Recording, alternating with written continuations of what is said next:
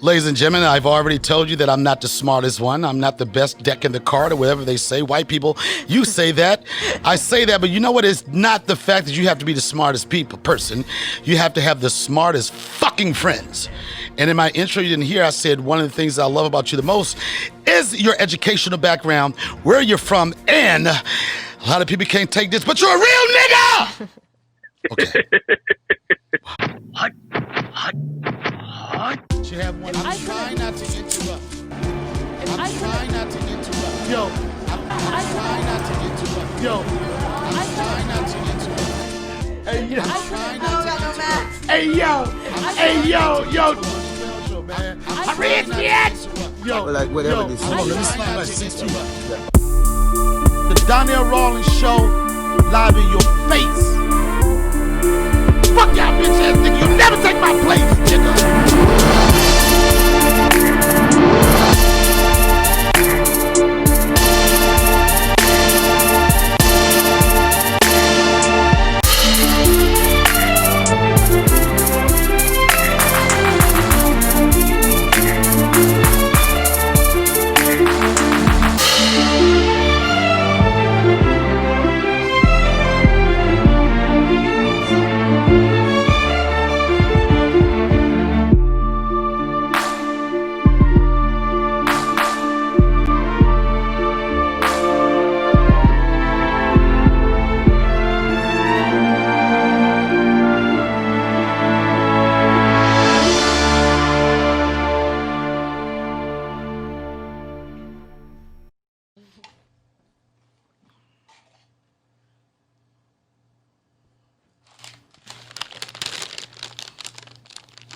Am I ghetto for sunflower seeds? Yeah. Why? Well, just childish. I just think they're childish. Why do you think they're childish? So you're gonna tell? So, are you gonna tell? It's childish. So are you gonna tell Alice Rodriguez that sunflower seeds is challenged? It's childish. Are you gonna tell Derek Jeter that eating sunflower seeds are challenged? Are you gonna tell anybody in the National Baseball, is it National Baseball Association? National Baseball League. It's an M in there somewhere. What is it? Major League. MLB. Major League Baseball. Oh, white dude wrong right out the gate. I love that shit. Give a bomb. So are you going to tell that? I should know that. I danced for the Marlins for a long time. You should know that because you probably smashed a couple of them niggas.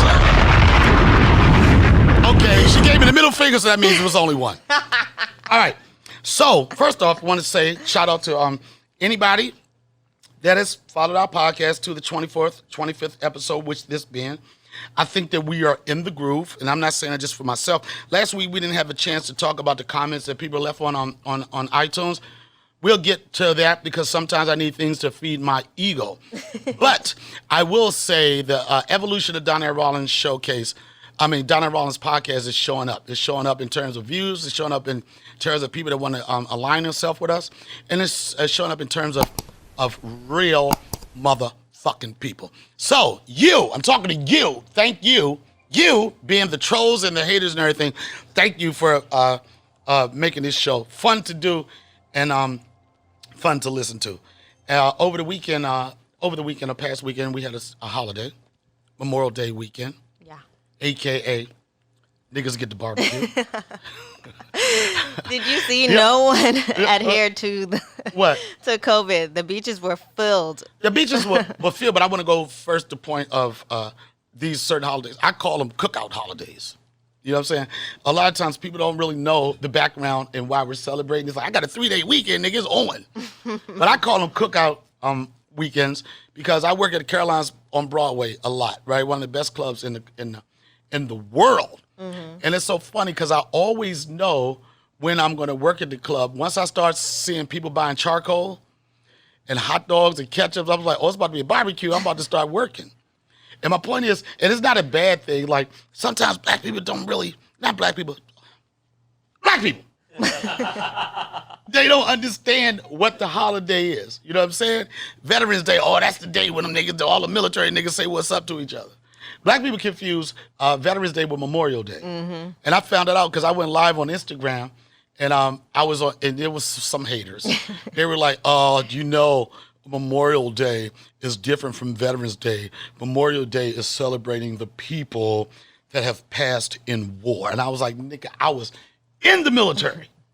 I do understand that, but only thing I wanted to do was have some of the people that were currently in the military just to shout out. Shout out. They might have lost some people in the war. You do understand the difference, though. Are you talking to me? Yes. Do you know what an 81152 is? Nope. 81152 is a skill is a skill level for a job. 81, since you want to be so smart, I know. She just asked a vet, a veteran. I mean, do you know what means? You don't. Do you know what left right means? Do you? You don't. Okay, then you have no idea since you want to be smart. Do you know? I want to let you know. Do you know what this means right here? This somebody tested me one. Military, y'all know these are commands. Do you know what this means? Parade, rest. You don't. No. 10, Hold your stomach in, Donnell. Okay, I had man boobs for the last episode. All right, 10, hut, parade, rest. 10, left face, right face, ball face, ball face. You don't know what that means, okay? So don't ask me. Okay, thank you but I for know it is. serving this country, And then somebody, no. Donnell. Nah, I didn't. Thank you, Donnell. Okay, Thank I you. served the country. Thank you, Donnell. But I didn't really fuck with it like that. I served the country because I didn't want to serve a sentence. So my reason, a lot of Puerto Ricans, Latinos, and black people, you know, like, I have to be honest, most black people aren't as patriotic as you think. It's an option. You know what I'm saying? And it was a good option. And one time I was doing a show. Did you join the military because you were facing a sentence? Is that real? Was it like was it out? Ladies and gentlemen, this is the show called Clueless. I didn't get a chance to use this sound effects. You guys know it's one of my favorite sound effects.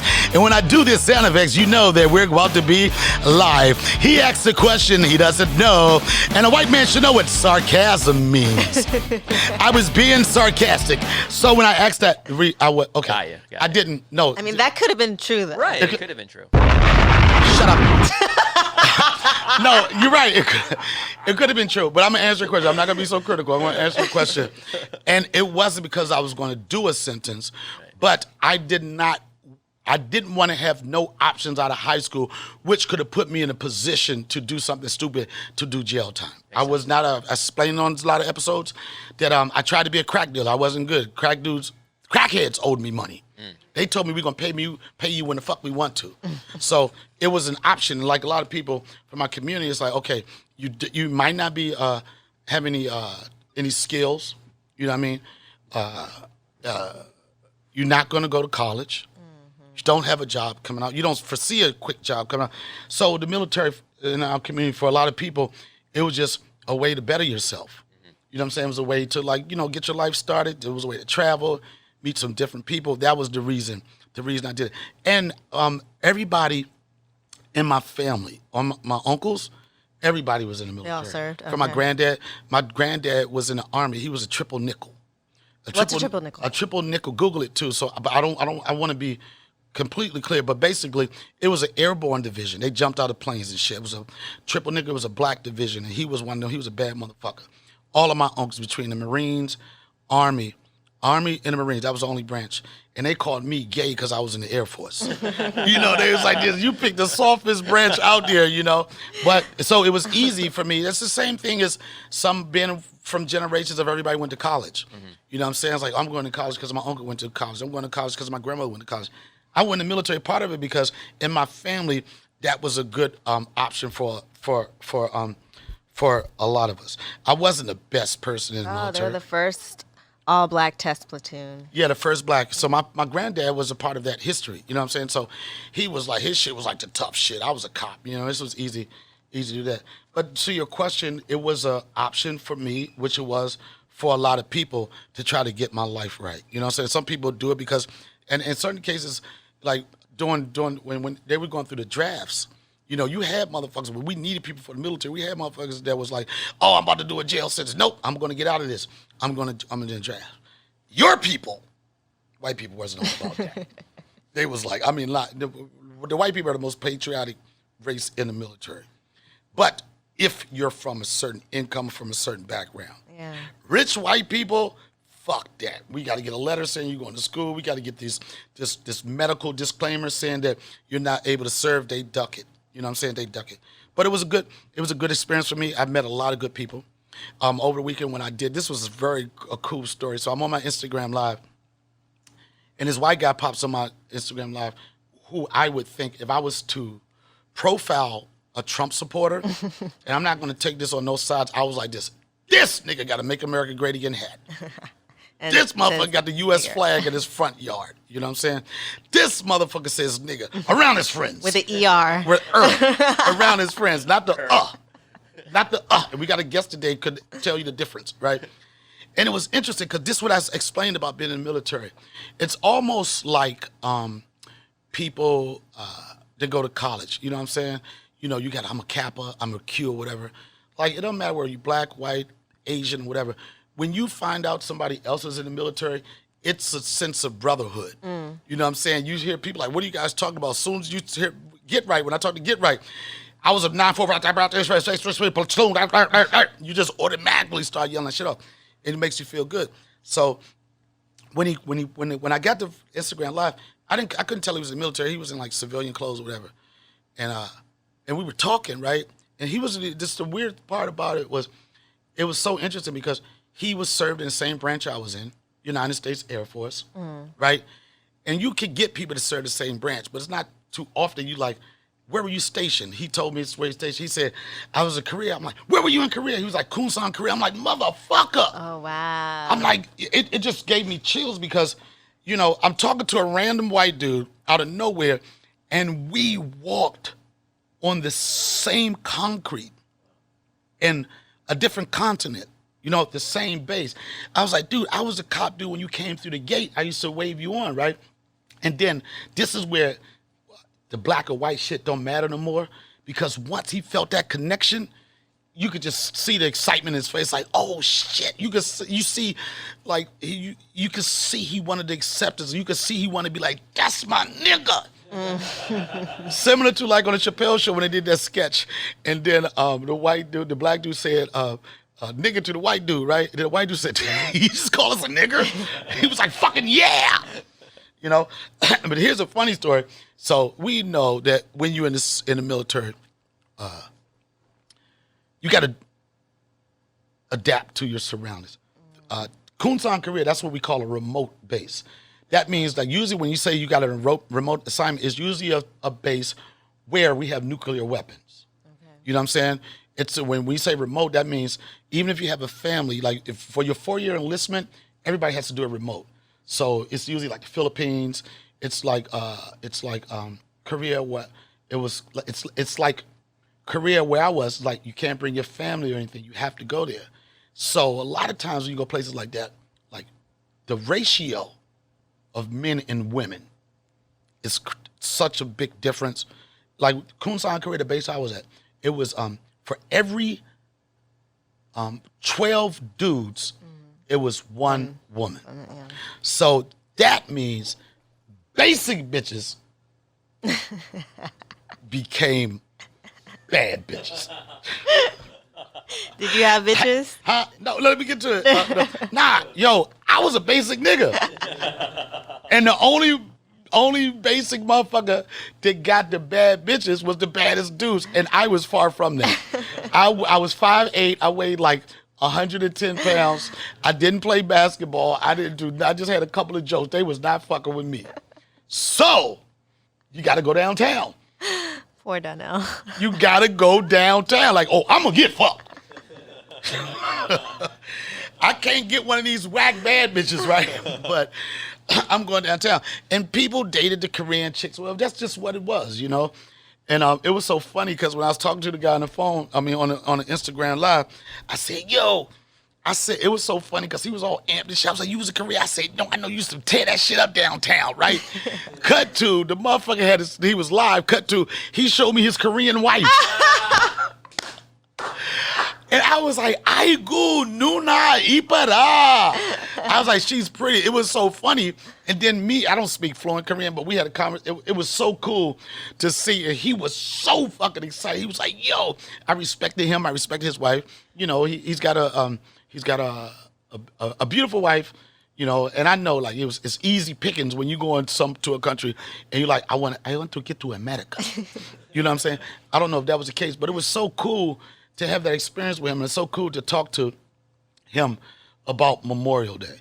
And as much as we talk about, you know, our country and what we do for our country, whatever, there's those men and women that just don't talk about it, they be about it. Mm-hmm. You know what I'm saying? They protect the honor and the rights of our country. You know what I'm saying? So that, for me, the experience that I had in the military, it was so dope. Whatever your political views are, I don't give a shit. You know what I'm saying? Because people nowadays, they want you to, if you don't like, I'll just keep it clear. Like, some motherfuckers believe if you support Trump, I can't fuck with you at all. I mean, I've lost friends over that. Like, Yeah. I've lost really good friends that support Trump because I feel like on my end, if you support someone that is a bigot and a racist, then I can't fuck with you. Period. Okay, that's of your mindset. I understand that, right? And I'm not saying that I'm in favor, but can you support someone that possibly has done something about black incarceration? Oh, absolutely. Can you support someone that cares about small business? Can you support someone? All your views have to align to be supportive of a candidate, or can it be differences? And I'll give you an example. A good friend of mine, Isaiah Washington, right? He's been attacked by the media for so many different things, but he's a Trump supporter openly. Because there's some motherfuckers that support Trump on the low. Oh, yeah. And they support him on the low for different reasons. The fact that they got tax breaks, the fact that he cares about veterans. It's a lot of people that support him on the low. But Isaiah said, I'm not voting for a person, I'm voting for a party. You know, so when you say, like, if the person that he is, emotionally, it affects you. Absolutely. But, I mean, that's amongst other things. Right. Outside of policy. Like, that's just what's important to me. So what is? And I'm just curious, what is important? Anybody got to charge it? Because I know I'm going to die soon, and I got a very big, God damn it, in my front seat of my car. Hold on, guys. You're so ghetto, though. You got one? You got one? I need a long one, though, Julius. Go ahead, I'm sorry. This is the Donnell Rawlings Show. I can do whatever. I can take a break, nigga. I can go. I know we got more than a while. We got a whole. One of these days we got to go through the banks. Yeah, you know, we're gonna wait. Shit, I could go have a smoke break right there. Like, cut. Yeah. Come back like, oh shit. No, back to what we were saying. For me, what's important is, like, what have you done for us, our community lately, and what will you be doing for our community? So, the black community. Okay. So that's the most important thing for me. So this is the thing, and the misconception a lot of people have is that he hasn't done anything for the black community. Okay, you've mentioned a couple. Okay, but the argument is, this is an argument I always get when you talk about that. The argument is, okay, but what did Barack Obama do for the black community? And when that question comes to me, I say, nigga, he won. He gave us inspiration. He let us know that it's possible. There's no such things as any excuses. That's how I answer that question. Mm-hmm. But if you do, and some people have, if you do the numbers, he has done things for the black community. But people are so caught up. This is not me showing support. I'm just trying to make it an even playing field and understand what we're talking about. I think one of the biggest issues with the whole Trump thing is, like, you know, we live in America. There's only two parties, right? And if you're, I obviously can't speak for, you know, other people, but What do you mean, black people? any minority, Blacks. You know? Blacks, Let's just focus on Mexicans. blacks. Yeah, okay, let's focus. Man, fuck okay. it. They're at Home Depot. They live in. Let's focus on blacks. You're terrible. So if you're in the black community, you only have two choices, and they're both probably aren't the best, considering, you know, every other day there's a video of a guy on the neck of a black guy killing him, and it's a cop, and the cops serve the Democrats and the Understood. cops serve the Republicans, and there's so much racism, and it's just like, you know, it's a lose-lose. in Okay, the with that weirdest way. said, and you're right, and a lot of people on both sides, motherfuckers frustrated with the Republican Party and really frustrated with the Democratic Party. Then you got an independent candidate like Bernie Sanders, who's like, this is supposed to be the savior. This is the one that's like, I can go. Well, he's a Democrat, actually, but What he changed he changed. his party for this election. No, he's For this. He wasn't independent when he ran the last time. a Democrat. Yeah, he was. He Against was? Hillary Clinton. Yeah, it was the same situation. Okay, I'm sorry, It's okay. but but people they didn't. Well, he is the savior. I mean, his policies are the best for poor people, 100%, because his number one policy is health care and, you know, wealth distribution, redistribution or whatever, and, you know, What about reparations? I mean, reparations, I'm sure he's pro-reparations, but that's an issue that I'm not sure he talks about that much because I don't know. I don't really know about reparations, but I mean, I'm pro-reparations, obviously, and I would say Bernie Sanders would be as well. If you look at his policies are... I didn't mean to shoot you, son. Yo, I didn't mean to shoot you. Bernie Sanders! I just Damn! hold on. I got this new shit. Go Hold through on. the banks, man. Go start in the Oh, this is when I want to fuck with somebody, son. What? Oh, I'm gonna lock and load. What'd you say, bitch ass nigga? Oh, let me see what's in two. I need some. I agree. That's enough political talk. Hey, nah, it's not enough because we're gonna take a phone call in a sec. Hey, That one's sexy. I like that one.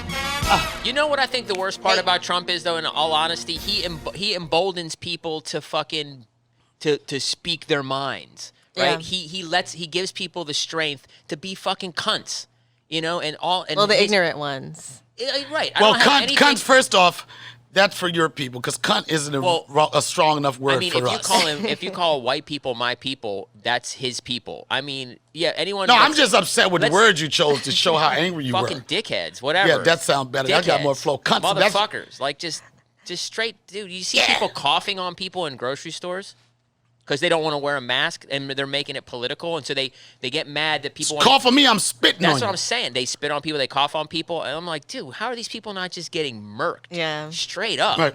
Cough on me. I'll fucking. So I fuck do you have up. friends in different places, right? Sure, of course, we all do. People that can be, I guess, more experts on these conversations, right? Mm-hmm.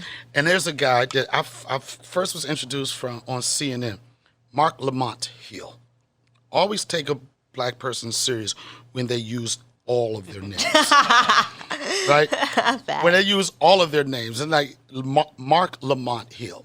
And the thing that I like about this guy, because he's so honest, I feel like we come from, what was that?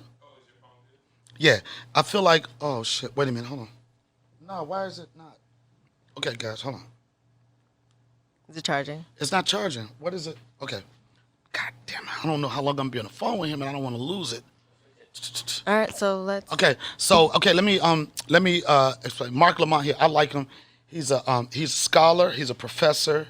He's Steve Charles. Well, you professor explain of- too, since you know so much and you're the fact checker. He is the Steve Charles Professor of Media, Cities, and Solutions at Temple University. He's an author, an activist, an award-winning journalist, and former political correspondent for CNN and Fox News. And he's currently the host of BET News. Well, he got fired from both of those Fox and CNN Yeah. jobs, but more importantly, he's a real nigga. He is. Great Julius guy. is down here like we can't see him. He's down there. He's a real dude, and that's why I got this new bed, ladies and gentlemen. I'm not a news person, but you know what? I know news people. I'm not the smartest person, but what I do is I know the smart. Come on, Donnell.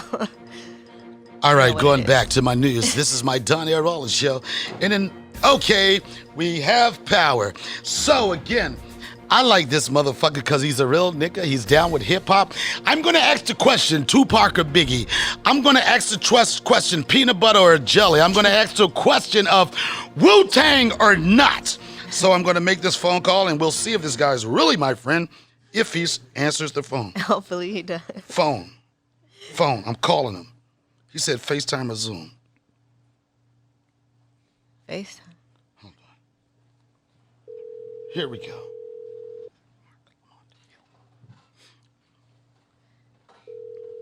Can you turn my headphone up, but just a little bit. What are you? I'm one.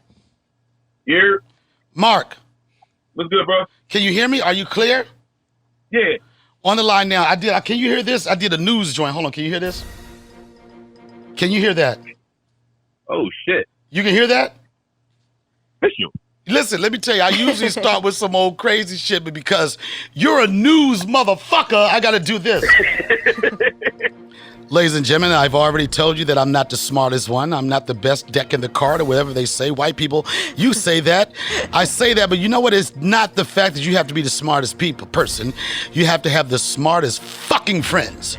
And in my intro, you didn't hear, I said one of the things I love about you the most is your educational background, where you're from, and a lot of people can't take this, but you're a real nigga! Okay. Mark.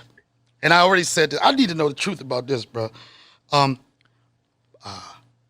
You a certain brother when you use your first, middle, and last name in your description.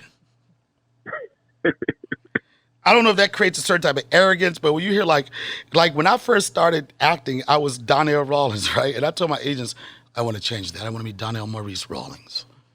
They was like, who they gonna fucking write the checks to, right? And it was like Donnell Rawlings. So Marc Lamont Hill. Did you have a nickname growing up? I had a couple nicknames, man, but Mark is such a short name. You know what I mean? Most people just call me Mark. I didn't even use Lamont. I started using Lamont because when I first started working in the business, Mark Hill was such an ordinary ass name. When people would Google me, like a whole bunch of white people would come up. So I just started using my middle name for that reason. It wasn't no like deep reasons. I wasn't trying to be like Martin Luther King and none of that. I just needed a name. I just needed some shit to come up in Google faster. Right, but then when you put Lamont, them white chicks know what that means too, son. They want some of that Marc Lamont up in this motherfucker. We don't want none of that Hill dick. We want some Lamont. We want some Lamont. All right, so you know last week it was a big news story. This thing still in China. Joe Biden was dragged in the news by specifically the black community because of some comments he made about a black person and what he felt they were if they did not vote for him. And I know you are a person that's been through it. You've been on all the news outlets. And this is where I respect your gangster. When you say your mind, motherfuckers fire you twice. That's all the fuck I do is get fired. Yo, that's what you know. You're speaking the truth. But when you heard these, and I'll play this for people that didn't know, and it became popular on Breakfast Club with Charlamagne the God. I ain't gonna talk about that. But when you first, and I noticed on your Instagram page, you asked what other people's thoughts were, which gives me the impression that you didn't really want to say how you thought about it and wanted to get that question to your people. What were your thoughts when you heard this comment? How did it make you feel? I was like, what is he thinking? Like, so Joe Biden is the kind of person, he can't control his mouth. If you go back to the 80s, he made jokes about Indians in 7-Eleven. He makes jokes about, he made a joke even in 2012 on the campaign trail with Mitt Romney when he was like, yeah, Mitt Romney want to put y'all back in chains. Like, he's that white boy that get a little too comfortable. Like, you bring him to the party, he's cool, he act like he's cool, and then he start talking a little too much, just saying a little too much. He's a white dude that smashed a couple of black chicks in college. I know that, but go ahead, continue. Exactly. That's how he moved. And so, if he keep talking, he gonna talk himself out of something. So for me, it wasn't a surprise. And I think he just kept talking. I think he can't help himself. You know what I mean? And it frustrated me, not because of what he said. I mean, what he said was out of pocket. But for me, the bigger issue is when you say something like that, what do you actually think about black people? What do you actually think about black voters? Because basically his whole vibe when he's talking to Charlamagne was like, why the fuck you keep asking me questions? Like, I'm with y'all. What you mean? He came there to do like an infomercial for his campaign. Of course he wasn't there to answer stuff. Right. And it's like, you don't do that to white people. Even that way he kept saying man, like you know what I mean, trying to act like he was cool and comfortable. Like treat Charlamagne like a journalist asks you questions. Nah, I would never do that. I'm just saying I got different reasons. I would never treat that nigga like a journalist. But okay, this is my thing. And we had a conversation over the weekend, right? And I'm playing devil's advocate, and to me, it felt like you said he wanted to be cool. You know what I'm saying? It felt like somebody that I felt like that might have been something he said in the privacy of his own home with his friends, possibly had that type of dialogue with some black people like, ha, ha, ha, ha. I think my opinion of, I think that was, what you want to say, political locker room talk. You know what I'm saying? And you could tell, like you said, he was trying to, that's like a white dude like, yo, dig that, right on, brother. You're like, come on, bro, you ain't got to be there. You don't have to talk like that. You know what I'm saying? But Exactly. But do you think when it comes to the Democratic Party, they just assume that they automatically are going to get the black vote because black people have been attached to that party for so long? Yeah, and that's what's disrespectful about it. Look, I'm not telling black people to vote for Trump. You know what I mean? I'm saying, look, you in this election, you might not have no other choice.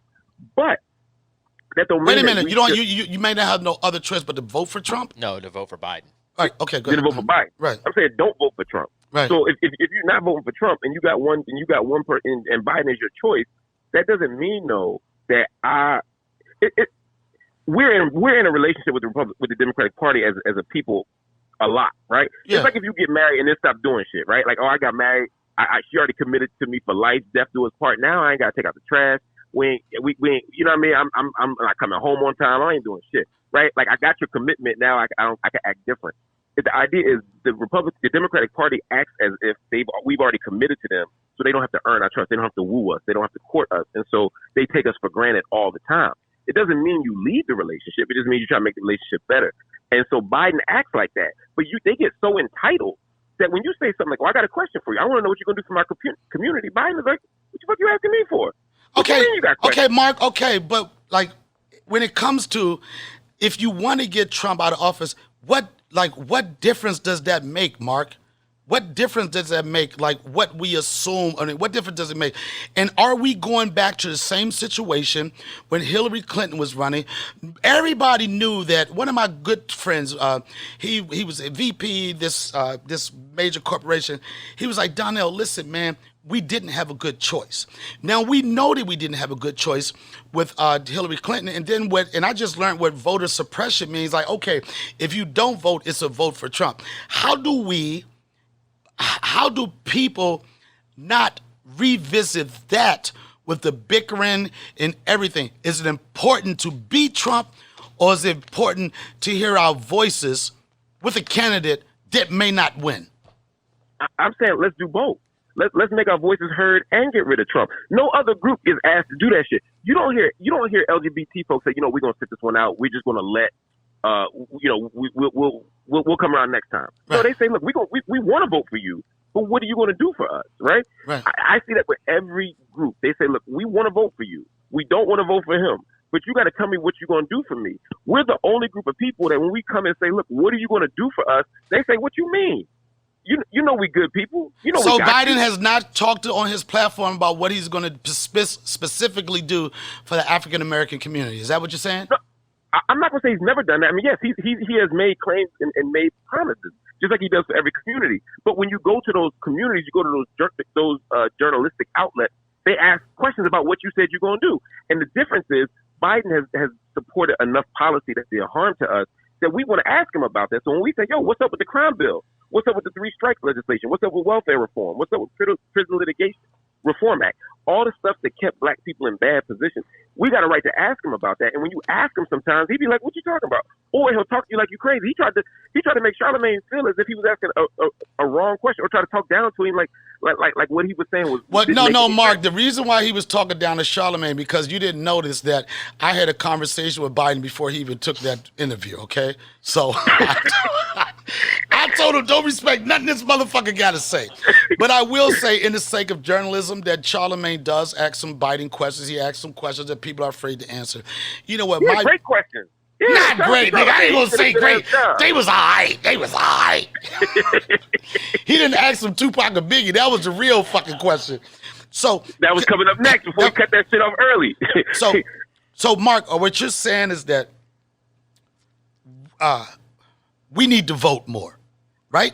Oh, we need to vote, and we need to leverage our vote, man. We need to leverage the vote. We need to say, look, we're gonna vote, but we're gonna vote for you if you do this. We be like, look, we're gonna vote for you, and we're gonna put you in the office. And then when you get in the office, can you look out for us? And it's like, yeah, but we already gave him the vote. But how many people run that they have on a campaign? This is their platform, and then when they get in office, they switch that shit up. That's the sellout. Motherfucker can tell you we're gonna do this. The reason why I went in the military, bruh, because they told me that we're gonna have these vacations. You know what I'm saying? They gonna have jacuzzis. I was like, sign me up, motherfucker. Nigga, you ain't read the contract then. I didn't read the contract, son. I was an NBA player, nigga. Fuck that. Y'all got basketball. I'm going in it. How do we, Killer Mike said, how do we hold them accountable? And it's important to have that argument now, and Trump just smashed this motherfucker. How do we come in the middle? Everybody's happy. We get a candidate we get a president believes in what the African American, and I care about white people too, but what I care about my community too. But how do we trust that? How do we get to a point where we support that person? Because I think, I hear you. Yes. No, I hear you. I mean, politicians get elected to get reelected, though. I mean, if you can get in office, but if you don't meet our needs, then you don't get a reelection, right? You don't get to hold on to power. You don't get, So the problem is, again, if you don't take us for granted, then you're not just worried about this election. You're worried about all the other elections. Right. That's why the primary was so important. When we had choices, we should have been saying to them, all right, well, Kamala, you're saying this, and Sanders, you're saying this, and Warren, you're saying this, and Castro, you're saying this. Who has the best agenda for us, so that they're on record saying it? And then when they go into the next round, we can keep pushing them. But the problem is, everybody is so scared of Trump, which they should be. Everybody is so scared of Trump that they're not making the best choices that they can make. People are voting out of fear instead of out of their hopes. Again, I'm being very clear. Vote against Trump.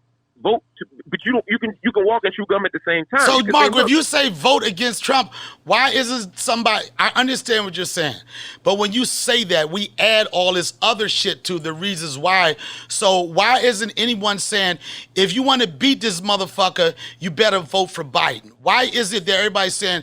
Why is it they're breaking it down to like, okay, some of the policies he did in the past? Why everybody not coming together like the Republican Party saying, I don't really fuck with this nigga like this, but how can we win? Why is nobody saying that? I think some people are. I think those are the people that are trying to shame us who are pushing back, right? So they'll be like, look, if you say anything about Biden, you're just helping Trump win. If you ask Biden a question, you're making it easier for the Republicans to have another 4 years. And I think there are a lot of people saying that. And I understand why they're saying it, because none of us want another 4 years of Trump. But we can do both. We can say, but here's how you frame it. You don't say, look, Biden, because we ain't going, the truth is Biden knows we ain't going nowhere. So what you should be saying is, look, if you don't come up with an actual agenda that speaks to us, it's not that some of us are going to vote for Trump. It's that a whole lot of people are just going to stay home. People don't vote against people. They vote for people. And what I mean by that is, like, if you look in 2004, George Bush. You got to remind me because I got ADD. You say that they vote. What was that you just said? They don't what? I'm saying to win an election. It's not enough to just vote against something. People need something to vote for. Policies. So, like, policies. Right, and that's what I'm saying. So listen to this. In 2004, George Bush has shown that he was one of the worst presidents in decades. Right? He had took us into a war, got caught lying about weapons of mass destruction, was seen as stupid by at least half the American public. But the Democrats didn't put forward a candidate that Democrats cared about. So instead of so it was like, just vote against Bush. Vote against Bush. He's such a fucked up president. How can we lose? The problem is they didn't have nothing to vote for. They were only voting against Bush. So a lot of people who hated Bush just stayed home because they weren't energized. They weren't energized or motivated. Rock star. Need a rock star. Nowadays, to be elected, it feels like you need I know this is sad to say, policies doesn't matter. Nowadays, feel like you need personality and you need to be a rock star. Well, you at least need something. You at least need to inspire people and make people care. So in 2008, Obama runs. It's not just that Obama was different than the Bush administration and better than the Bush administration. Part of why he beat John McCain was because people believed in what Obama was selling. Whether you trust it or not, whether you like it or not, that's a whole different story. But people left their house to vote for something. I got to argue with you right now, Mark. I left my house because the nigga was black. I'm telling you straight up, son. Yeah, you know what I'm saying? Somebody said, that's something to vote for. I was like this, and I'm gonna tell you, these goddamn Republicans are so fucked up. And I'm gonna tell you, right? I've dabbled with goddamn Becky. I dabbled with Karen, right? And I'm gonna tell you, them goddamn nasty ass Tea Party bitches. Listen, Mark. The day that I had to vote, And this chick, her top piece was fire, which most Beckys have. They mouth game is fire, right? And she had me, this was the second term. I was like, this man, he don't need my vote like that. I was like, I'm gonna stay here and finish this job off. And I tell you, and I'm gonna tell you, so I ripped my joint out like, I'm not gonna do this. I went and voted, I came back or whatever. But that's the part. Like, I voted, somebody said, would you vote for Barack Obama just because of black? I was like, yep. That's the only fucking reason I need it. We don't have that person. You want to fight, and that's what I'm saying. Joe Biden, if Joe Biden was on the ballot in 2012, you'd still be in that bed with that white woman. You know what I'm saying? Like, you would still be in that bed right now. I be there, man. I'm about to go. I'm about to hang this shit up. No, I'm just joking. No, I'm just saying. But I think this. I think Biden, like you say, he gets that honor. I think he thinks he's get a pass just because he rocked with Obama. And to be quite honest, that is the truth of it. People didn't know the Biden history like this. Oh, who's the Biden motherfucker? Oh, that's the motherfucker that was rocking with Obama for fucking 8 years. You know what I'm saying? Yeah. But with Lamont, with that said, this is a question, and the Republicans, they always say this. They say this, and you can answer this question better than anybody, that Trump has done more for the African-American community than Barack Obama did for 8 years. Now, let's take away from the fact that my mom, you know what I'm saying, was excited that we got a first black president. Let's take away from the fact that Reverend Jesse Jackson cried when he got elected. Let's take away from the fact that Roland Martin was ready to party and go to the inauguration party that they was trying to hate. Let's take away from that, you know what I'm saying? But what is to be said about that, Lamont, and is there truth to that?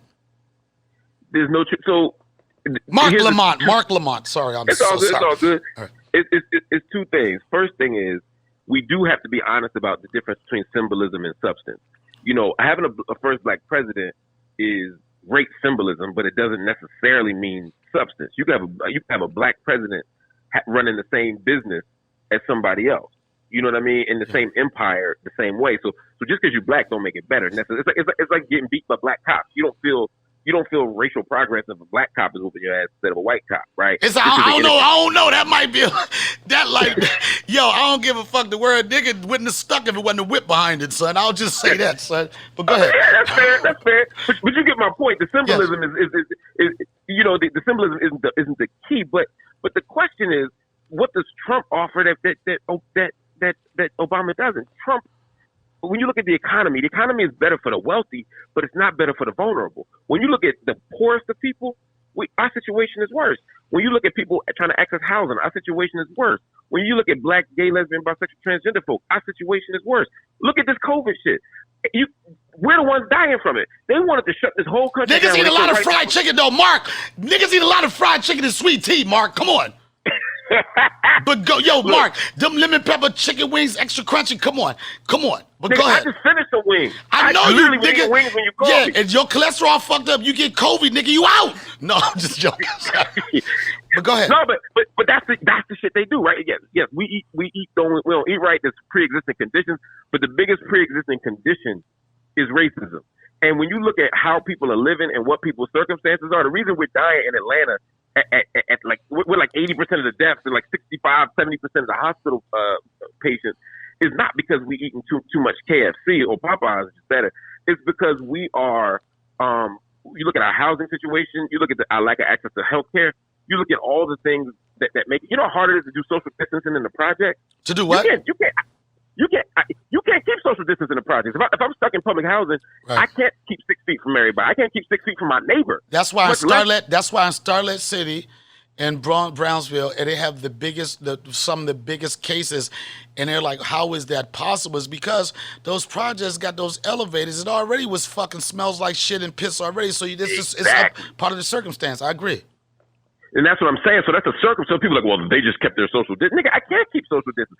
Also, I could work from home. You could work from home. Other people could work from home. But if my job is to work at Target or Walmart or the supermarket, not only do I have to get on the subway to get there, not only do I have to encounter people, but I have to sit there and help you buy your shit so you can go back home again in social distance, in quarantine. So like the people who are already vulnerable are more vulnerable during these circumstances. If I got a heart problem or a healthcare problem or an asthma problem or whatever problem, I need to be seeing a regular doctor. But if I ain't got a job with healthcare, I can't do it. So under Trump, what we're seeing is that all the social problems that we already had have only gotten worse.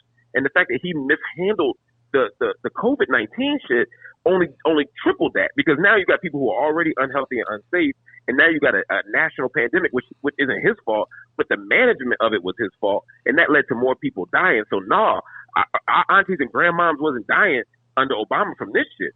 You know, I'm not an Obama person. I'm not like a cheerleader for Obama. I'm just saying Trump did not make our situation better when it comes to education, housing, healthcare, public health, none of that stuff. Man, we are less safe, we're less healthy, we're less educated than we were under any previous president. Trump is the worst president in American history, without qualification or exception. So, that's why we got to get rid of him.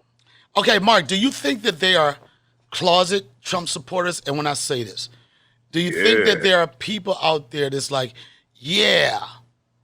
I'm black, I'm a small business, I want to get him out of there, but if Trump wins, they'd be like, yeah, I did save a lot of my taxes last year. Because that motherfucker's like a Geico commercial to some people. Do you think that those people out there, just for the sake of face, I'll say celebrities out there, that want to be like, man, fuck that, we got to get him out of here. But goddamn, if this motherfucker win, I'm still going to be good. What about those people, Mark? Oh, absolutely. I mean, when you look across the board, first of all, once you start making any amount of money in this world, and it's this, I mean, like even just not like even like stupid money, just enough money where you got to give money back to the government every year. Right.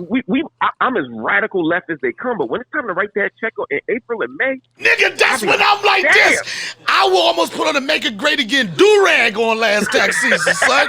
Yo, I ain't wearing that baseball cap. Give me the do-rag, nigga. Fuck is y'all talking about, man?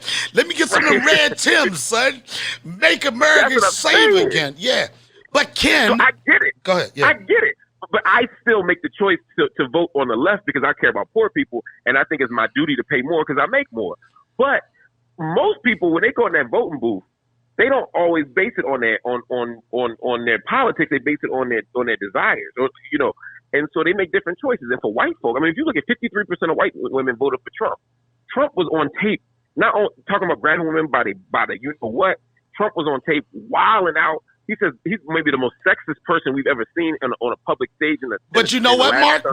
Mark, I know I'm an interrupter, but you know what? Oh, you good. I'll just say this. The truth of that, his antics and the way he lived and the way he partied in the 90s, every motherfucking rap artist had a reference about that and wanted to rock out. It wasn't until he became the leader of the free world that they switch on that type of shit. Because if you ask me in 93, if I got a motherfucking a party with I get an opportunity to go to the Trump party, nigga, I'm going. It's popping up in that motherfucker. Oh, hell yeah. And that's the point, right? Too often we don't aspire to get rid of injustice or imbalances in power. What we desire to do is be the one on charge of it. So we don't want to get rid of Trump. We want to be Trump. Right. And so a lot of people, and the worst people at this is poor white people. Poor fucking white people will vote against policies and against politicians that would help them because they want to be like Trump. And so they'll vote for the Republican who's going to raise taxes for rich people. But poor white people, I'm sorry. No, because they think they're voting against black people, and this is where the racism shit comes in. So, like, during Reagan era, during Bush era, during Trump era, there are people who make $20,000 a year who hate niggas, and they will vote for Trump because they think Trump hates niggas. And the policies that Trump advances will help niggas like me and you and hurt them. But they will do it because they think that makes them more white. They think they're making America great again. They think they're getting rid of Mexicans and teaching Obama a lesson. So white supremacy is so ridiculous and nonsensical that they're convinced to vote against their own interests. So why we can't get a radical group like that? Why we can't get motherfuckers say, fuck them crackers, you getting out of here? Where is our group? Is there, Mark, a political superpower or somebody that's electric that could invigorate the Democratic Party and get us over the top? Not us, I ain't gonna just say us, or get to the next level. Who's out there? I mean, it's a good question. Right now, the bench is kind of thin, man. It's like, Obama was like a superstar playing with no help. You know what I mean? Uh-huh. So, it's a little bit harder. I mean, Hillary Clinton was another superstar, but she's kind of off the scene now. So on the bench, you're going to have to look deeper. And right now, I don't see anybody who has the right politics and the right energy to make it happen, and the star power to make it happen. Here's the thing. Go ahead. Sorry. You shouldn't need it. I mean, the country is on fire. But it's never going to be the same again, Mark. It's never going to be between after Barack Obama, superstar. Whatever you believe about it, Donald Trump, superstar. Magnetic personalities. These are people like, oh shit. I don't think it's ever going to go back to somebody that get elected that doesn't have that electricity or that personality. As sad as to say, our world is turned into a reality fucking show. I hope you're wrong, man. You might.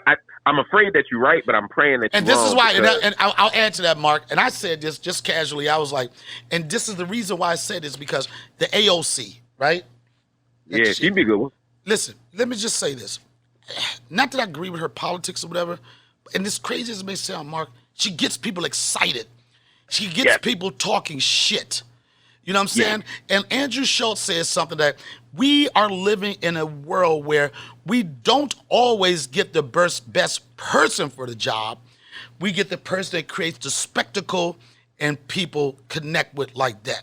And when I said AOC, people's like, you lost your fucking mind. I was like, fuck that. I'm rocking with AOC. But then when That's going to be the problem, is that people want a superstar, but they also want to keep all their money. They don't want people. Everybody want to go to heaven. Don't nobody want to die. So what happens is we all say, oh, we want poor people. Oh, we want to help poor people. Oh, we want to help the schools. Oh, we want to do this. Then it's like, okay, well, we're going to raise your taxes. And they're like, oh, I don't know if kids really need school. And our whole attitude and disposition change is based on, what we need. So for me, you know what I'm saying? I think an AOC could work, but we have to convince the country that it's worth it. That's the problem with Bernie. How's he going to pay for it? Elizabeth Warren, she's too radical. So then Biden says, well, I'll keep shit the same. And we're like, oh, that's fine. As long as he ain't Trump, that's fine. But you need to energize people around an idea. If black people, that idea is. If black people showed up, and this is the thing, and this was frustrating in me, not being black, but with my communities, motherfuckers talk a lot of shit until it's time to put up. How do we change that? Everybody knows the problem, but nobody has the fucking solution. Where's the fucking solution, Mark? Unfortunately, it might take until this country is more. I mean, I'm hoping, because here's the problem: we know the solution. This is not a complicated problem, right? Just like voting, it's not complicated. We don't need a messiah. We just need everybody to vote. When everybody votes, Republicans lose. So Republicans' whole game is to create enough problems, enough obstacles, enough barriers, enough laws, enough distractions, so that everybody doesn't vote. Whether it's voter suppression, whether it's attacking the camp, whatever the thing is, they don't want everybody to vote, and they win by the margin of people that don't vote. So the answer, honestly, first of all, is just for us to all show up and vote. But then the other thing is, we got to have something to vote for. So the solution isn't some magic pill. It's to say, look, we want to live in a country where you shouldn't have to work hard. Let me not say that.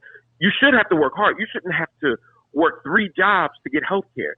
You shouldn't have to, I shouldn't have to live in a great neighborhood and pay $1 million for my house for my kids to get a quality basic education. Like, these are basic things that we could all agree on. And if we could all agree on it and say that we all agree on it, we can make shit happen. But the problem is we let them talk us out of it. Every time we talk about building schools or creating healthcare, the first thing they say is, how you going to pay for it? As soon as this corona shit happened, they found trillions of dollars, bro. They found trillions of dollars. They was that PPP money and that small grant money and that disaster money and that bailing out water. They was throwing that shit out the window. You couldn't even fill out the application fast enough. I tried to catch one. I tried to catch one of them checks. I'm trying to catch one of them checks now. But go ahead. Exactly. That's what I'm saying. So, Mark, do you think can we change? It's a serious question. With getting black people to vote and be more excited about the election, do you think it's a good idea to combine a voter's registration with a Michael Jordan sneaker drop? I'm just saying. I mean, I'm trying to think outside the box, bro. I'm just saying. Right now, whatever it takes, man. Look, put that shit. Yo, I'm with it. Whatever it takes to get people out there to vote. Because we got the energy, man. We organize for what we want to organize for. We just got to take the barriers away. You know what I mean? Last night, a white woman threatened to call the police, right? Amy, what was it? Amy Cooper? Is it Becky? I call them all Becky's. Amy Cooper. What was the reason behind it? The dude asked her to put a dog on the leash, and she ain't white want to put a people dog. take that dog. Oh, the white girl, you trying to get a white woman to put a dog on the leash? Right, and he was like, she was not having that shit. He videotaped it, and she said, "If you keep recording me, I'm going to call the police and tell them that an African American man is threatening my life." And she then got on the phone and did it.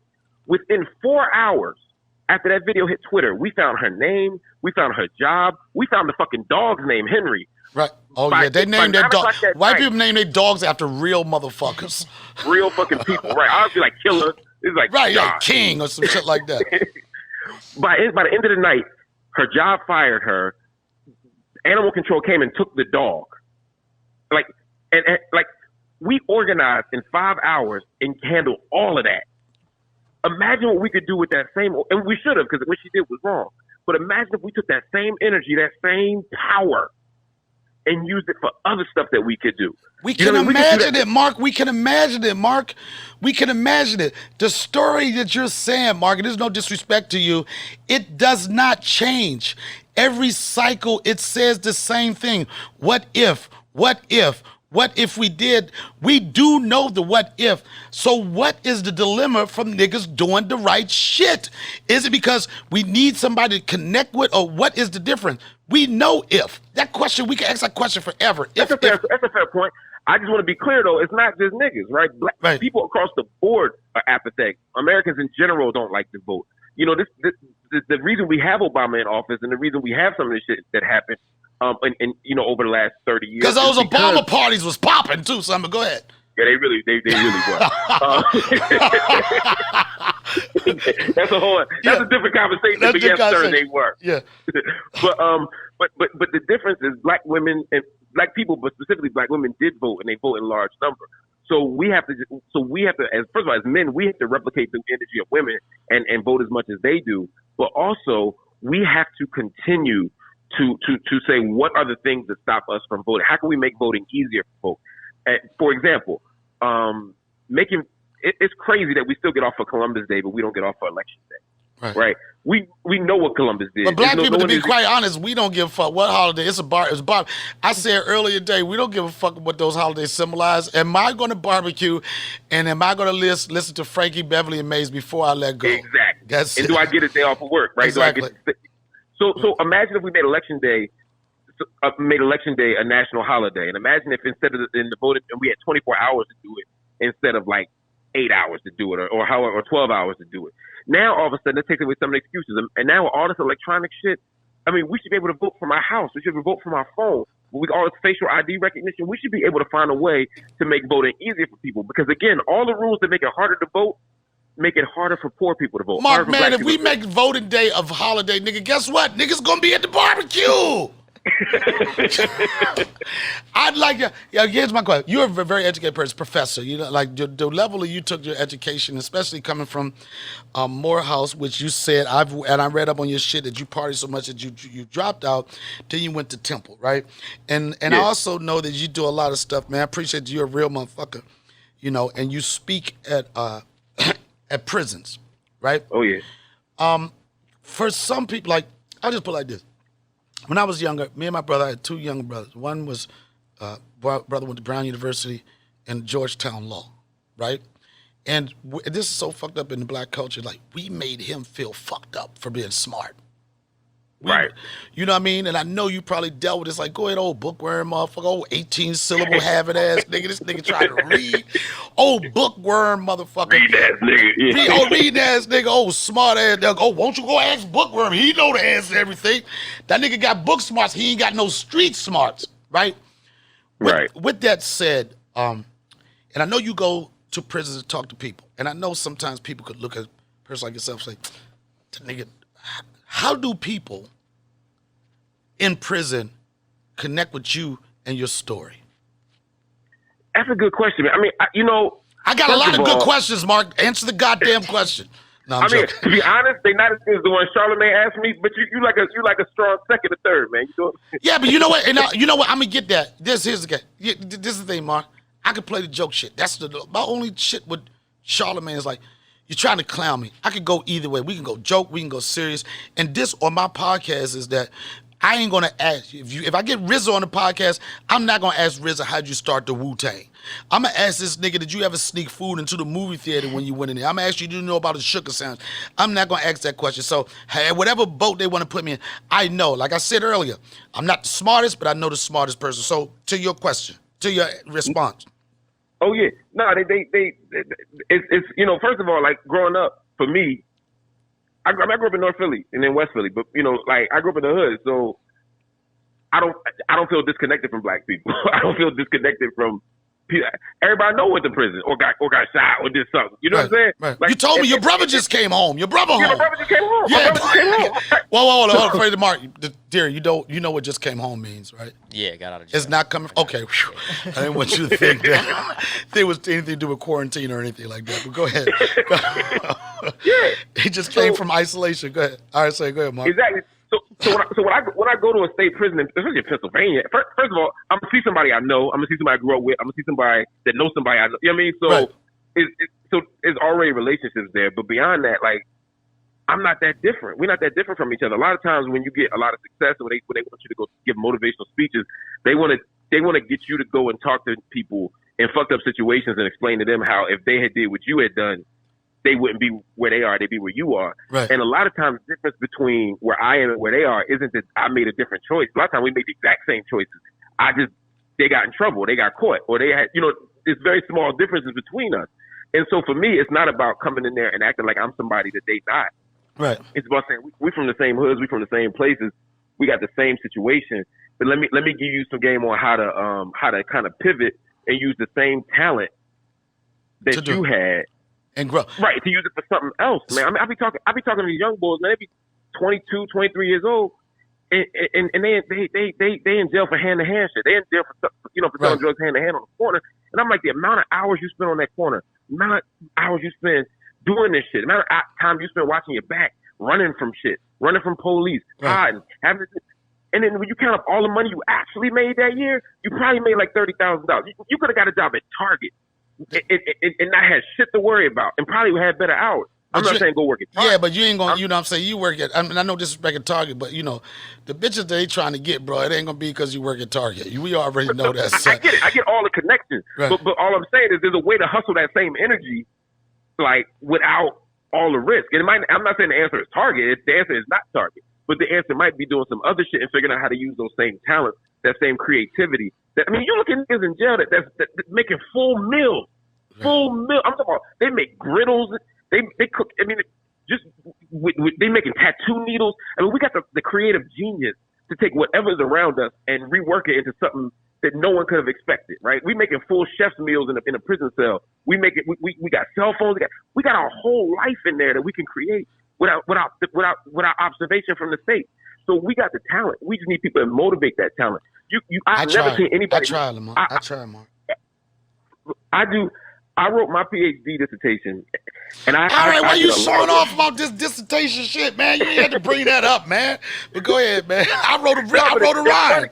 No, what's crazy is the amount of time I worked a lot less hard than people in jail do working on their own case. You ain't met a nigga that's doing more than 10 years that don't spend every day in that law library trying to find a technicality, to filing the pill, read it. They better lawyers by the time they leave than people in law school. Right. So again, we got the skill. They work way harder than I did on my dissertation. So my point is, we got the talent. So when I go in there, my job is not to tell them that they're broken. My job is to tell them how to redirect their energy into something that they can use. You know what I mean? And then you get people like my brother who come home and got all the resources in the world and don't do nothing with it. Right. So when you go to these prisons, your job is to be an example of what can happen and to inspire and motivate, right? That's it. That's it. You know what? That's the only thing we could do, bro. People ask me what I do. You know what? And I tried. Sometimes, I remember one time one of my friends, she had this nonprofit, and I told her I wanted to speak. And she was like, oh no. I was so fucked up, right? I was so fucked up by she wanted me to like donate some tickets to a show or some shit. And I was like, what the fuck is wrong for me? What's wrong with me? They see them in me. And I don't know if this was why she had the situation, because I spoke at this school before. It was just high school, right? And I went up there and everybody was like clapping, laughing and stuff. And the first thing I said out my mouth, Mark, I said, one of y'all gonna be a crackhead. Right? That's facts. Listen, yo, I said, one of y'all gonna be a crackhead. And I ripped. They was like, just the dead Mark. They said, right? They was like, oh, he crazy, Like, I'll just give you an example of how we was sitting there. I said, one of y'all gonna be a crackhead. They was like, And then they was pointing at the one person, no, it's gonna be him. The other dude said, it's gonna be him. The other dude said, it's gonna be him. I said, listen to my point. If all of y'all point at the next person, it's gonna be him, that means it's a possibility it's gonna be none of y'all. Right? And the teacher, they was like, I was like, yo, this is the only way I can talk. You know, the only way I can talk is like, I had some conversations. I've been getting some really good feedback on my podcast, and people are like, what are you doing this for? Are you doing this for money? Of course I'd like to make money off of this. I feel more empowered if I know I create a platform that I can eat off of. You know what I'm saying? Right. But at the end of the day, the only thing, and Mark, I know you've had jobs where it wasn't a lot of money. I hear how you speak on these news channels and stuff. It ain't like you're trying to, it ain't like you can, and you got books. You booked up. You know what I'm saying? Right. But you don't feel like, oh, he's just trying to sell his book. He's passionate about it. You had a conversation, I forget what outlet it was, but it was Trinidad James, correct? Yep, Ben Ferguson, Don. Trinidad James, Don Lemon. 5 years ago. And you, right? And you said something. You said something. Yeah. That, man, I jumped out of my seat and like, I fuck with this motherfucker. How have your truth and your passion probably made you lose? Has it made you lose some opportunities? And then with those opportunities lost, what did you do after that?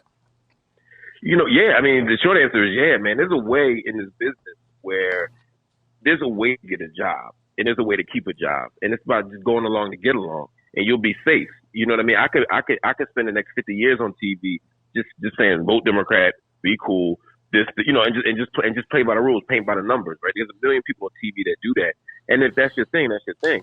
But for me, I didn't get into this for that. I got into this business to tell the truth in public. I see myself as a public defender for black people, a public defender for poor people. So just like the people who can't afford a lawyer and you got to get somebody to do it on your behalf, that's my job, because there's a whole bunch of people who can't afford to get on TV, who don't have the reach to get on TV.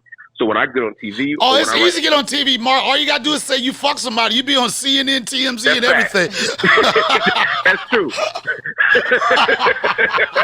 I fucked that nigga! I'm going to ruin his ass. Yep.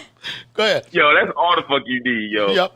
And that's what I'm saying. Like, that's not my game either, right? So for me, the only way to get, you know, the thing is, once I'm there, I'm representing for everybody who could not be there. So this is back to the prison thing. When I go into prison, the first thing people in prison say to me is, thank you for the shit you say for us. Right.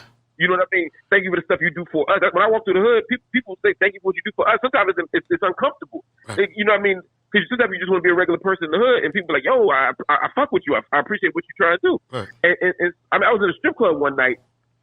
One night, Mark? You was giving the old Lamont?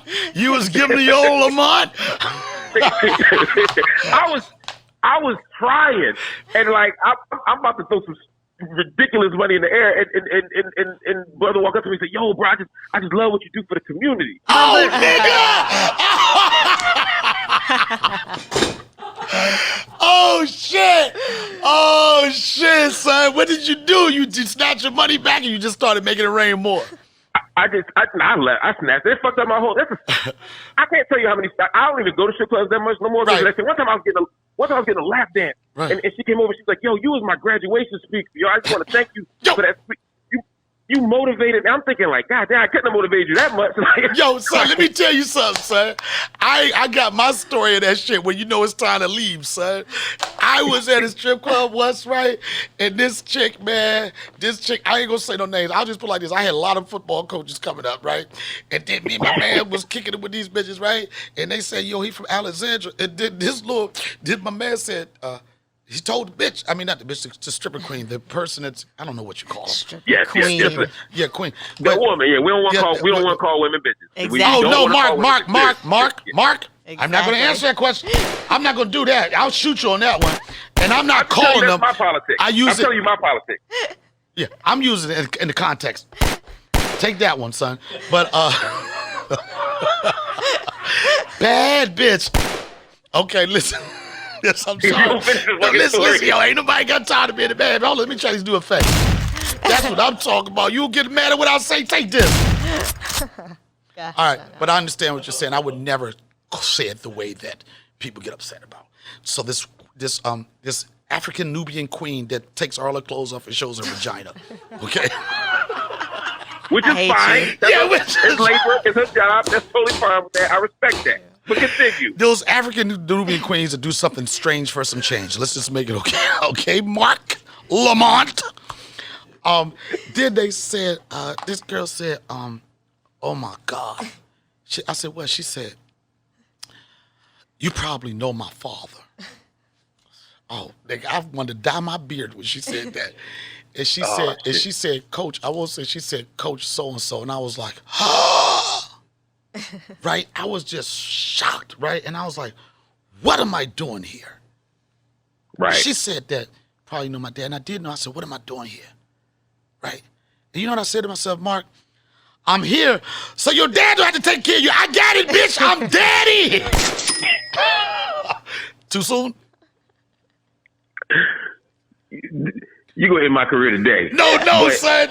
No, I didn't mean like that. You know what? This is only these aren't the views of a college professor. These are views of a motherfucker, which would be me. You didn't agree. you didn't agree with it, and I'm gonna tell you. I have had guests on this show, and again, I'm going to keep saying the same thing. I may not be the smartest person, but I know the smartest people. When I first started this, I was like, I don't have to do stunt casting.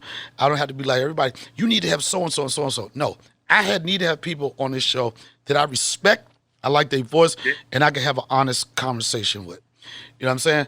If you said nigga on national TV didn't cost your career, nigga, I can't do it on this podcast, all right? That's probably safe. Yo, Mark, I really appreciate you taking the time out of your schedule. I know you got a lot No. It's my pleasure, man. It's my pleasure, man. I like what you're doing. I like the platform that you're trying to create. And I think it's important, you know what I'm saying, seriously, for us, no matter where we are, whether it's, I was half joking about the strip club, but whether it's a strip club, whether it's prison, whether it's work, whether it's the comedy club, whether it's a basketball court, whether it's a barbershop, we got to talk to each other. We got to talk, and we got to organize and mobilize each other, man, because we all in this together, man. And the work you're doing is important in that regard, man. So I salute to you, man. I'm happy you invited me, man. Whatever you need me, I'm here. Last question, Mark. Last question. Yeah. Killer Mike said it, and Charlemagne the Fraud. God, Jesus, I can't have a typo. Charlemagne the Fraud said that now is the time. And when we spoke on this, is it important, and not just to say I'm sorry, is it important to have, for Joe Biden to have an African American sister on his side, and it's important for us to have a black woman as the VP? Yeah, I think that it is important because if he's going to really show his commitment to black folk, particularly black women, because black women are the reason why he's the nominee right now. When you look at him, he was losing to black women in the South stood up and voted and made their power known.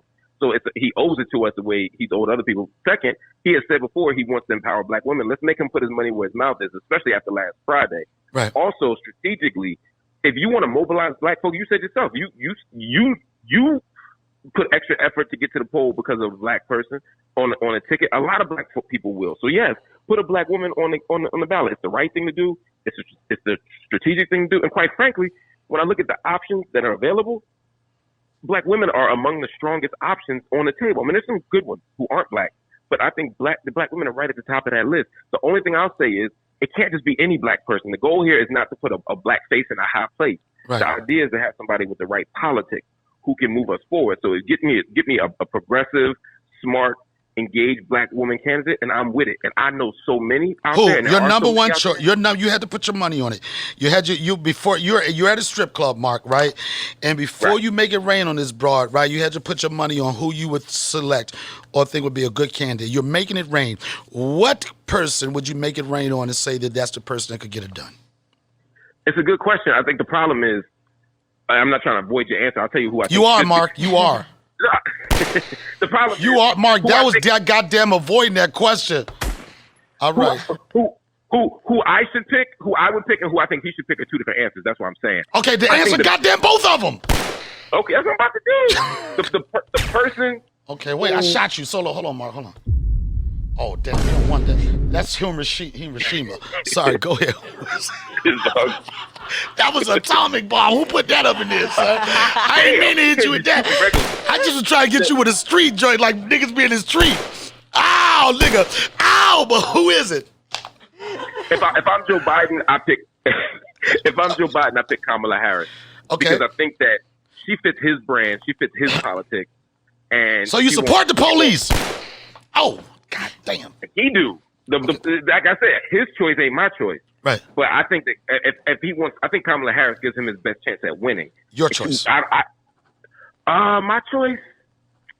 And she doesn't. She can't have it. Her name can't be like Diamond or Roxy. Right. I'm gonna go to my second choice then. Probably, I would say Nina Turner. Nina Turner, who's a state senator who was the chairman of Bernie Sanders' campaign. I like her. She don't play though, son. She don't play. God damn. She about to say cracker, son. She gonna say cracker, son. She gonna say it. She's hardcore. You know what I'm saying? She's so hardcore. I love her. And it's not realistic that she would get chosen. That's what I'm saying. That would be my choice. But realistically, I think Kamala Harris is the right choice for Joe Biden, right, based on his politics and his vision. And I think a whole lot of black folk will show up for Kamala. I think a whole lot of black people would be energized by Kamala. And I think it would make Joe look a lot better after what he did last Friday. So I actually think it could be a game changer. I appreciate your honesty, Mark. I appreciate your honesty, man. I appreciate you being a real motherfucker, man. And when I say this, and this is why you said it, white people need to understand this. Rule number 1 to saying the N-word. Don't say it. Rule number 2, refer to rule number 1. So with that said, man, I want to say thank you for your time, bro. You made my podcast feel smart. And you, my niggas, son, take this on the way out, son. Take it. All right, man. That's what he do to his niggas. Oh, man. yeah. All right. Thank you, man. Thank you so much. All right, bro. My man. Peace. Oh, shit. Did I say that? Oh, I hang up. Yo, good. God damn. Thank you, Mark. Oh, shit. God damn it. Hold on. Okay, ladies and gentlemen. All right. This was the Donnell Rawlings Show. This is something we just added. We got a bank of different... Yo. My favorite one. Hey, yo. Was they at the dock? Who was at the dock? These nuts! Hold on. That was... That's when the joke doesn't work. We're going to play with this next week. Who's that? That's the door? Who is it? The food's here. Who is that? These nuts! Got him! I don't know. Hold on.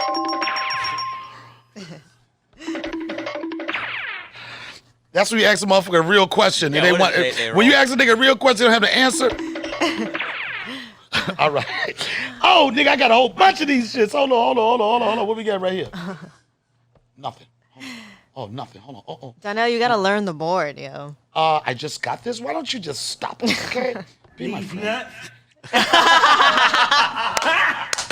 Got him! Suspense. Oh man, Julie, you fucking killed it with this. But this is I want to say, ladies and gentlemen, you already. Where did it go? I lost everything.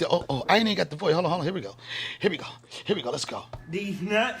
Oh, not those nuts. I'm sorry. We're gonna go.